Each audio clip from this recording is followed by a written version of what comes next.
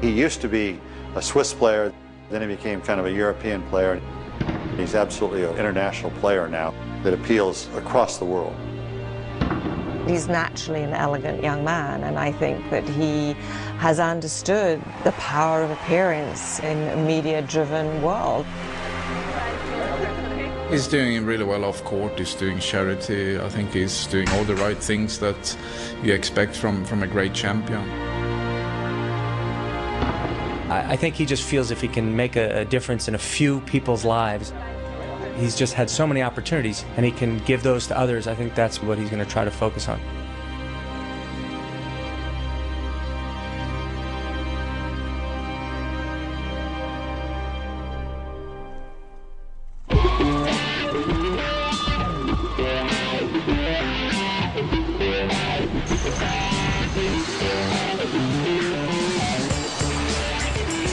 New York, and even for a city that has seen everything, there's a buzz of sporting anticipation in the air. Tennis is returning to Manhattan, and Madison Square Garden, the city's legendary sporting complex, is the venue. The crowd will be a 19,000 sellout. And the reason for the anticipation is that Roger Federer is in town. Ladies and gentlemen, my pleasure to introduce to you this morning tennis immortals, Roger Federer and Pete Sampras. The world's current #1 and the all-time Grand Slam winner are facing each other in a multi-million-dollar matchup. For me, first time Madison Square Garden. It's really an honor for me to be able to play in this arena where all, so many great performers and, athletes have played. The only time the two played professionally saw Roger defeat Sampras at Wimbledon in 2001. A key moment in both players' careers and a landmark moment in tennis history. The rematch at the Garden is a rare encounter between past and present, and a tantalizing glimpse of what might have been. I think if he and I would have battled in our primes at final Wimbledon or the US Open, I think it might have been some of the best tennis ever. With me kind of coming in, him being a great baseliner, and our two great athletes playing out there, I think it would have been fun. It didn't happen, we just missed each other, but we had that one match, which they kept a little bit short, but even back then I knew Roger was a special talent. Now tennis's uncontested #1.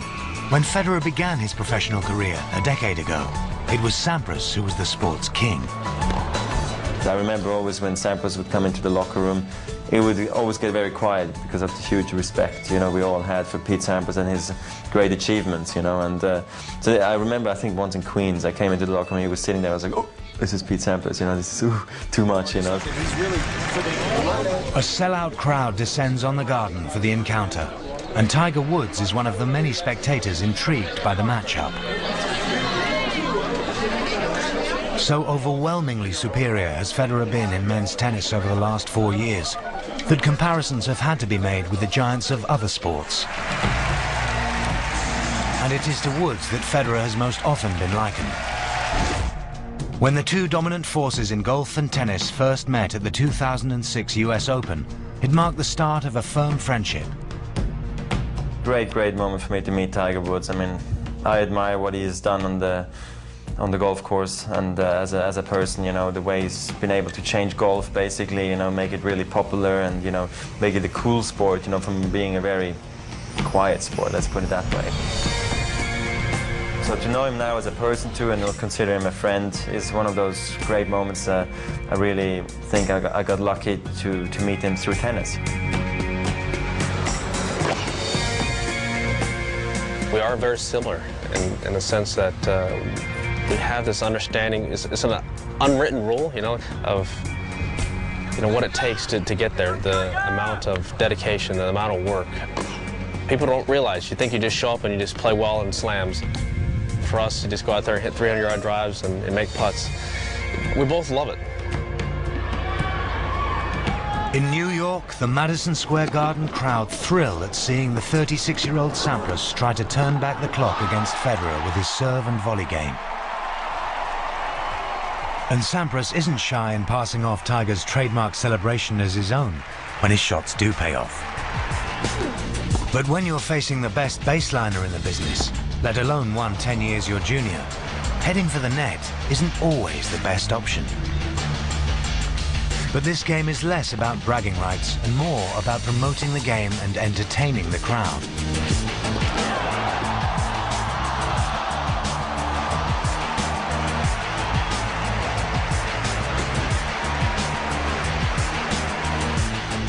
After a third set tiebreak, unsurprisingly, it's the world's current best player who comes out on top.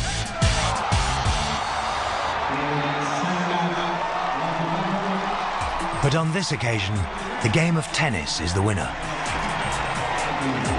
It was a great night for tennis, great night for me personally, just to go out and play in front of 19,000 people in New York. But a little disappointed I didn't come up with the win. No, for me, I mean, hit some great shots when I needed to, and turned out to be this thriller match, which is fantastic under the circumstances tonight in front of so many people.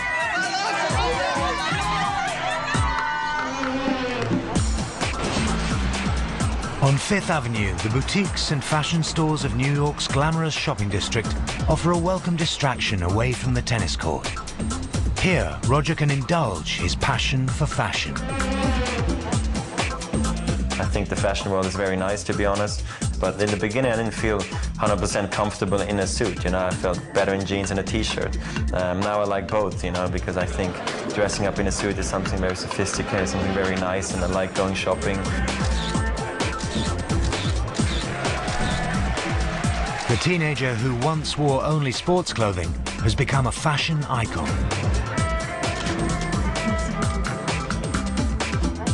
Roger's absolutely a poster boy for Men's Vogue. I mean, he represents everything that the magazine believes in, which is style and intelligence and being the best at what he does. And when we launched the magazine 2 years ago, I mean, he was right at the top of the list of the people that we absolutely wanted to have on the cover of the magazine.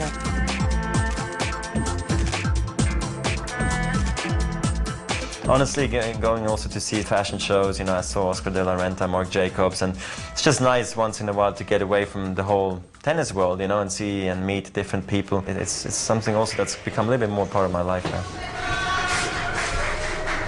The most obvious manifestation of Roger's interest in fashion is the specially designed clothing used to celebrate his triumphs at the All England Club. Roger's image is unique.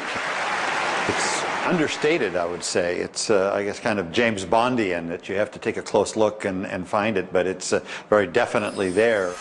What we wanted to do was get something that really reflected who Roger Federer was, and to come out with the white sports coat with the stars representing all his championships, I really think reflected who he was. And I think his sensibility of wearing something that is a little bit more retro for Wimbledon, because that's a tournament that's so much steeped in history. 40-30. I don't think that in any way makes him old-fashioned. You know, I think the black outfit that he wore at the Open last year didn't, to me in any way, look like the past. It looked very much like the future.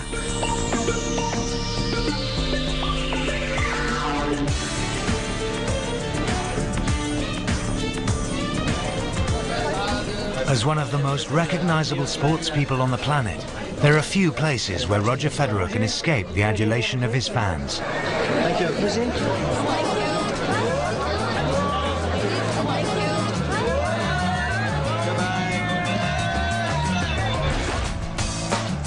It's proof of Federer's global appeal and commercial attraction. His earning power has made him one of the wealthiest sports stars in the world.